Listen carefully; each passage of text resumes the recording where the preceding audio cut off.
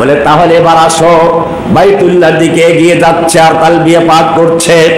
এবারে বলছে বাইতুল্লাহ পর্যন্ত পৌঁছে গেছো, আর লাব্বাইক বলার দরকার নেই, আসো। বাইতুল্লাহর গিলাফ থেকে যখন তুমি দেখতে পাচ্ছ, ভয় পাচ্ছ আমি আগাচ্ছি, আল্লাহ তোমার ঘর নজরে পড়ে গেছে। বেয়াদব ছেলে বাবার কাছে আসতে ভয় পায়, অন্যায় করেছে, একটু আসে আবার পিছনে যায়। বাবা ডাকে আসো, আব্বুর কাছে আসো, ঠিক আছে অন্যায় করেছো আসো, তারপরও ছেলে ভয় পায়, যদি পিঠি লাগায়। বাবা অভয় দিচ্ছে। কাবার গিলাফ থেকে সুন্দর করে স্বর্ণ অক্ষরে অনেকগুলো আয়াত লেখা আছে। দেখুন কি আয়াতগুলো লেখা আছে। আল্লাহ যেন বলছেন, নাব্বে ইবাদি আন্নী আনাল গফুরুর রহিম। ও বান্দা ভয় পাইস না। নাব্বে ইবাদি, এ নবী আপনি আমার বান্দাদেরকে জানিয়ে দিন, আন্নী আনাল গফুরুর রহিম, আমি অত্যন্ত দয়ালু ক্ষমাশীল। তুই যত অন্যায় করেছিস, যত গুনাহ করেছিস, যদি আমার সঙ্গে তোর সম্পর্ক থাকে, ওই বুড়িগঙ্গার নদীতে 2 কোটি মানুষের পেশাব পায়খানা পড়ে। পেশাব পায়খানা নাপাক নাপাক নাপাক। ঢাকায় কত লোক আছে? 2 কোটি লোকের পেশাব পায়খানা সব গিয়ে বুড়িগঙ্গায় জমা হয়। এরপরেও বুড়িগঙ্গার পানি পাক। কেন পাক? কারণ বুড়িগঙ্গার পানির সংযোগ সাগরের সঙ্গে।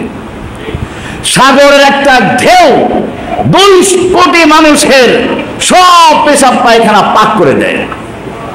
আল্লাহ তাআলা বলছেন, ওই বঙ্গোপসাগরের সঙ্গে যদি সংযোগ থাকে, জোয়ার ভাটা থাকে, এর কারণে যদি তোমার 200 লোকের পেশাব 2 কোটি লোকের পেশাব পায়খানা পাক হয়ে যায়, আমি আল্লাহর সঙ্গে যার সংযোগ থাকবে, সে যদি ওরকম গুনাহ নিয়ে আমার দরবারে হাজির হয়, মাইয়ামাল সুআন আও ইয়াজলিম নাফসাহু সুম্মা ইস্তাগফিরিল্লাহ, যত বড় অন্যায় করো, জুলুম করেছো, নিজের উপর অত্যাচার করেছো, সুম্মা ইস্তাগফিরিল্লাহ, এরপরে আল্লাহর কাছে ক্ষমা চাও, ইস্তিগফার করে, ইয়াজিদিল্লাহ গফুরুর রহিমা, সে আল্লাহকে ক্ষমাশীল পাবে, দয়ালু পাবে।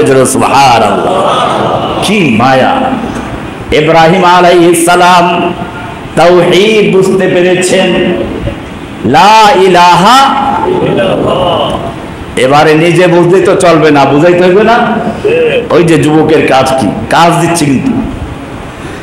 ইব্রাহিম আলাইহিস সালাতু ওয়াস সালাম এইবারে বাবার কাছে গেলেন, বাবারে শোনো, ইয়া আবাতি লিমা তা'বুদু মা লা ইয়াসমাউ ওয়া লা ইউবসিরু ওয়া লা ইউগনি আনকা শাইআ। ও আমার আব্বাজান, তুমি কেন ইবাদত করছো, পূজা করছো এমন জিনিসের যে দেখতেও পায় না, শুনতেও পায় না, কোনো উপকার করতেও পারে না? কি সুন্দর কথা। ইয়া আবাতি ইন্নী ক্বাদ জানি মিনাল ইলমি মা লাম ইয়াতিকা ফাত্তাবি'নি আহদিকা সিরাতান সাবিয়্যা। ও আমার আব্বা, আমার কাছে এমন ইলম এসেছে, এমন ইলম জ্ঞান এসেছে যা তোমার কাছে আসে নাই। ফাত্তাবি'নি, ও আব্বাজান তুমি অনুগ্রহ করে আমার কথা মতো চলো, আমার অনুসরণ করো, ওই দেবদেবী মূর্তি সব বাদ দাও। আহদিকা সিরাতান সাবিয়্যা, আমি তোমাকে সোজা রাস্তা দেখাবো, একেবারে সোজা রাস্তা, আল্লাহকে পাওয়ার রাস্তা। ইয়া আবাতি লা তা'বুদিশ শাইতান, এক জায়গায় আয়াতগুলো সব সূরা মারিয়ামে। ও আমার পিতা, লা তা'বুদিশ শাইতান, তুমি শয়তানের ইবাদত করো না। ইন্না শাইতানা কানা লির-রহমানি আসিয়া।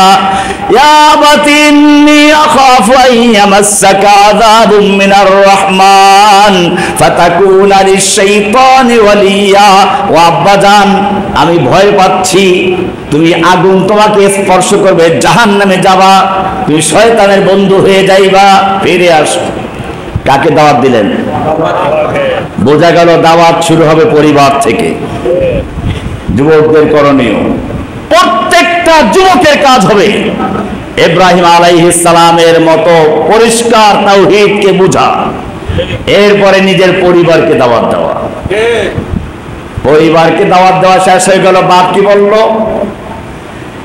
আরাগিবুন আনতা আন আলিহাতি ইয়া ইব্রাহিম,